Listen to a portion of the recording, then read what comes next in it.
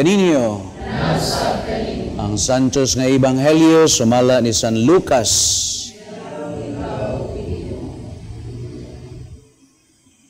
Usa niya na kahigayon, nagampo sa Jesus dito sa usa ka dapit.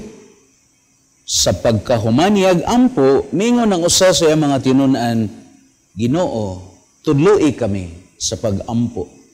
Ingon nga gitudloan ni Juan ng iyang mga tinunan.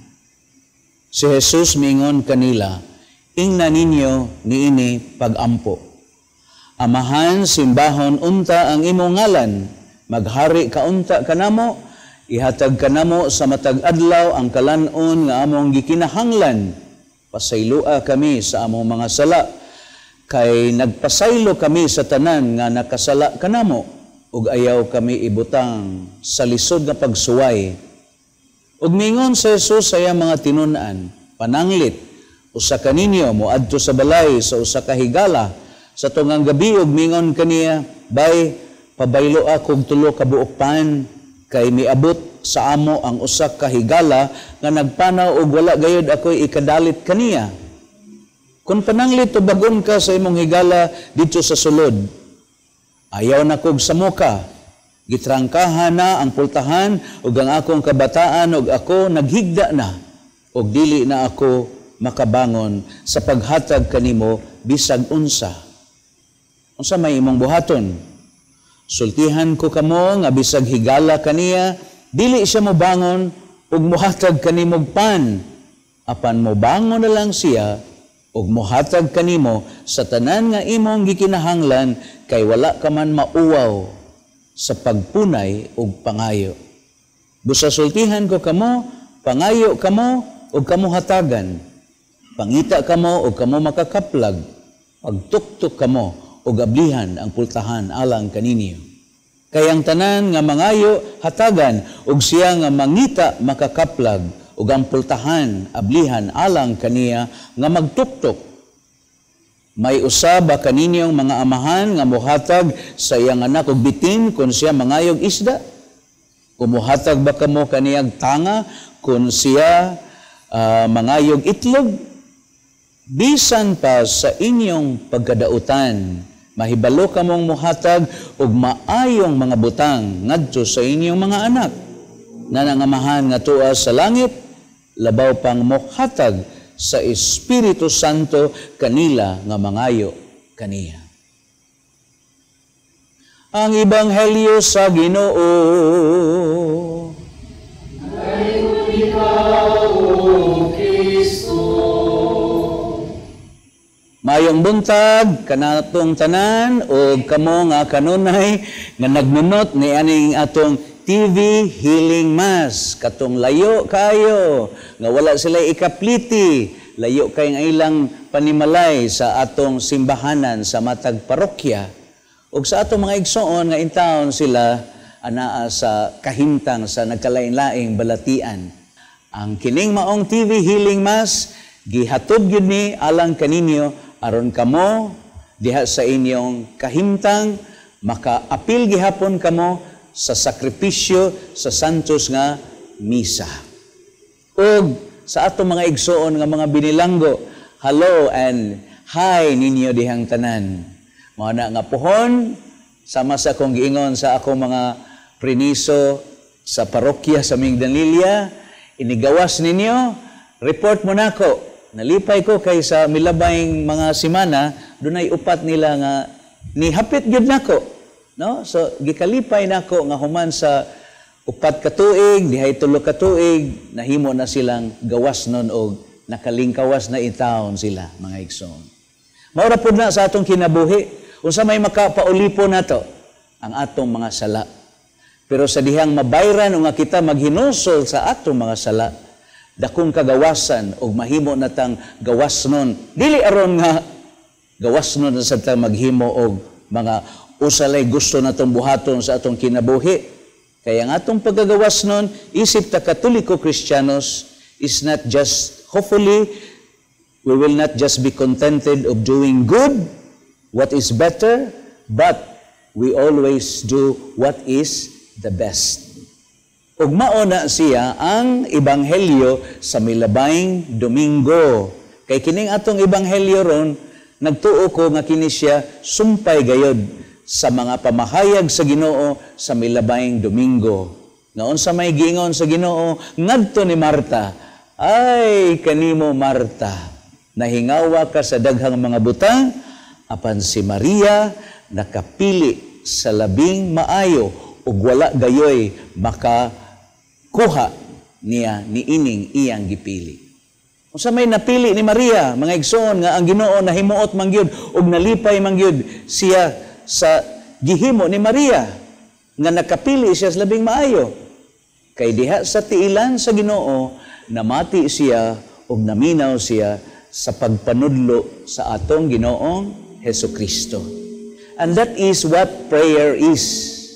Nga karon dinhi sa ebanghelyo ang mga tinun-an nakaobserve gyud sila sa Ginoo nga sayo pas buntag muadto siya sa dapit nga awaaw ug didto ang atong Ginoo magampo siya. Mao sad ta isip ta Katoliko Kristiyanos, mao gid tunay unang atong pugahaton in the order of priorities. We must always do what is the best for us to recognize. Kay ginaingon man niya, humility is the foundation of prayer.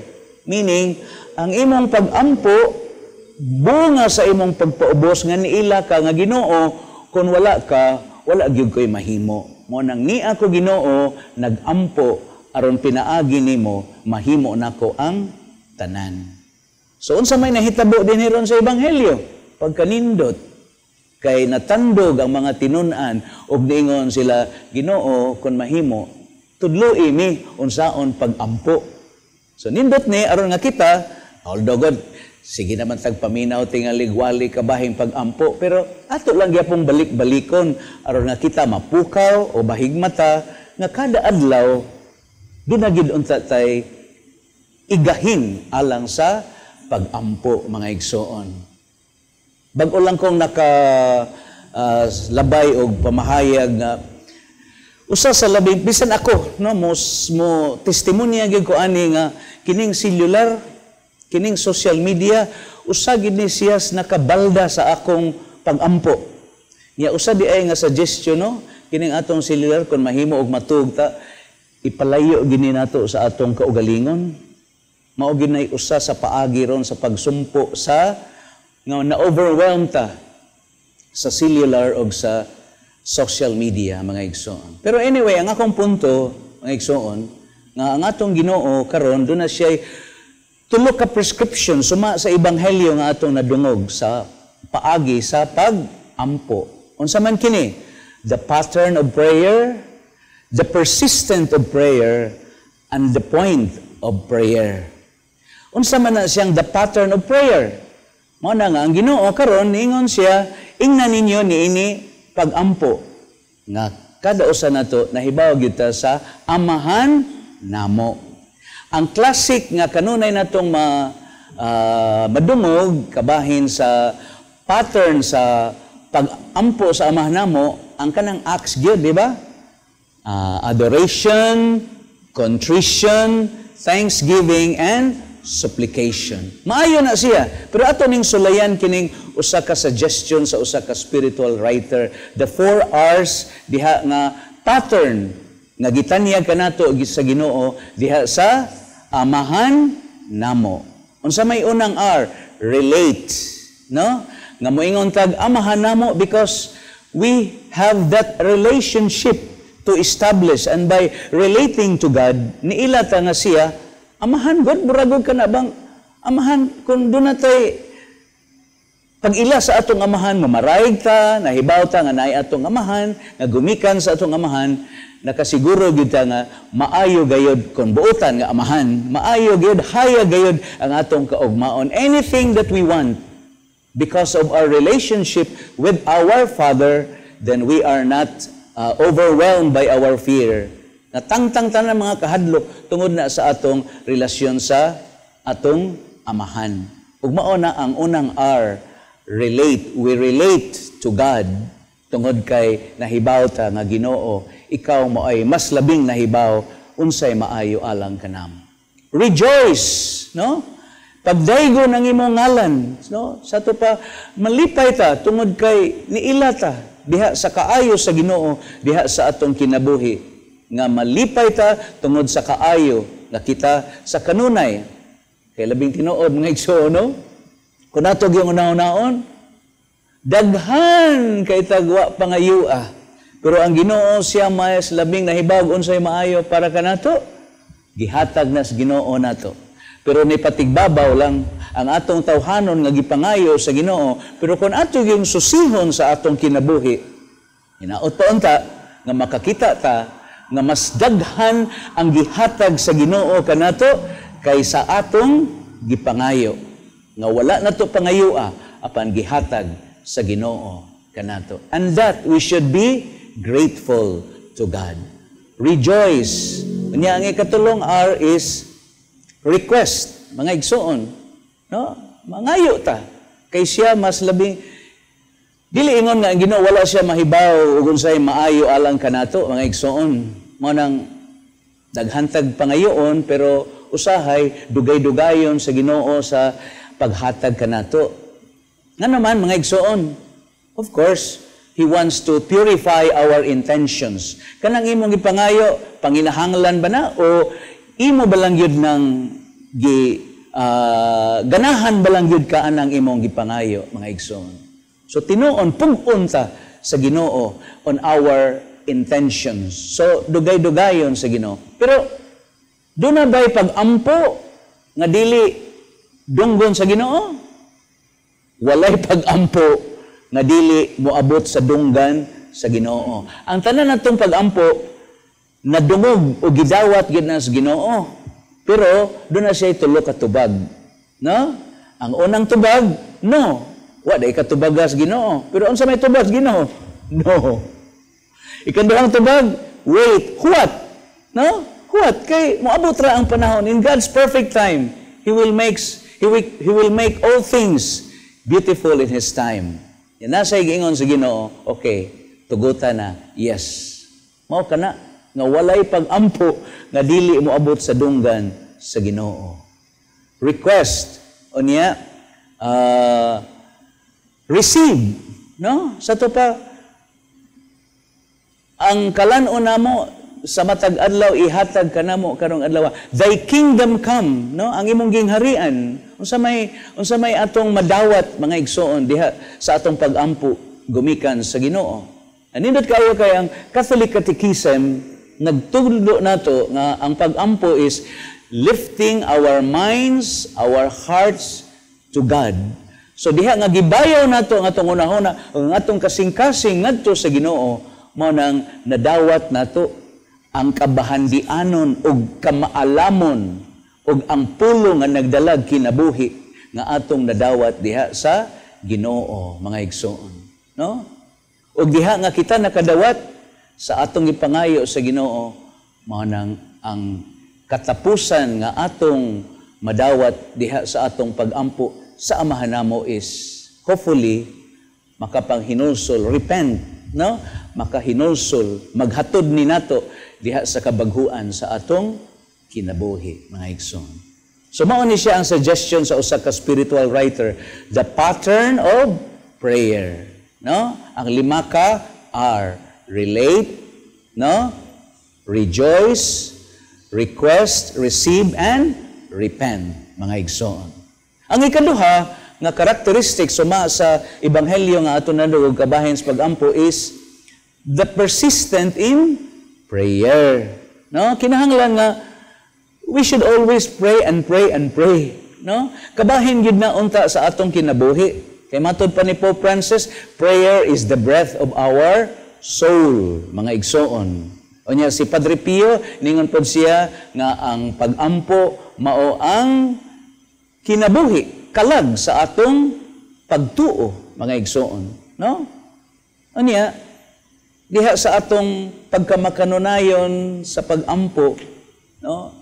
Mahitabo gayud nga if we persist in prayer, mao nang malamdagan ta og ihatag sa Ginoo ang buot natong pangayoon nga labaw pa sa atong gikinahanglan nga wa nato damha nga gihatag sa Ginoo kanato, mga igsoon. Pero kanagong pagampo dili man na pangayo, kundi we persist and we have the persistent and persevere in prayer, because prayer is para nako sama sa giingon ni Santa Teresa de Avila is the intimate and loving conversation with the Lord, mga igsoon. Nga kung kita nahigugma sa Ginoo, o nga kita nakasinati sa gugma sa Ginoo, o ang gugma mismo, unsa may primerong litra sa gugma, di ba, L? So the first duty of love is listening. No? Kung ikaw mahigugma, kung ikaw adunay paghigugma, ang pagpaminaw, mao gyud ang unang duty of love. So kay nahigugma man ka sa Ginoo, mao nang maminaw gayud ta sa Ginoo. And how are we going to listen to God? We have to be consistent, we have to persist, and we have to persevere in our prayer. So that is the second characteristic of element of prayer. Ang ikatulo is the point of prayer.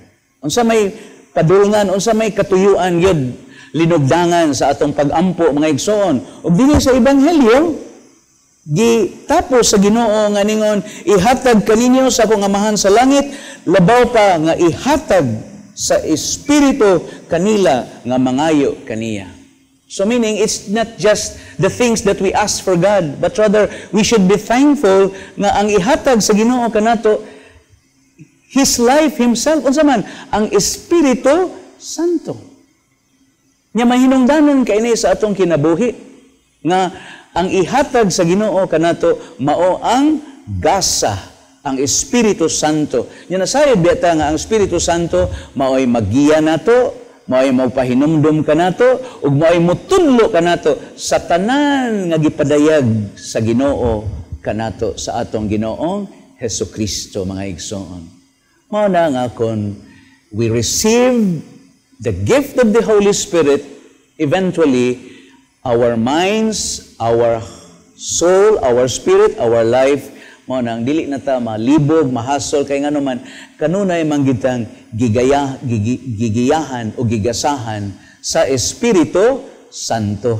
And everything will just take place, mga igsoon. Ug mao nang makasabot sad ka, no?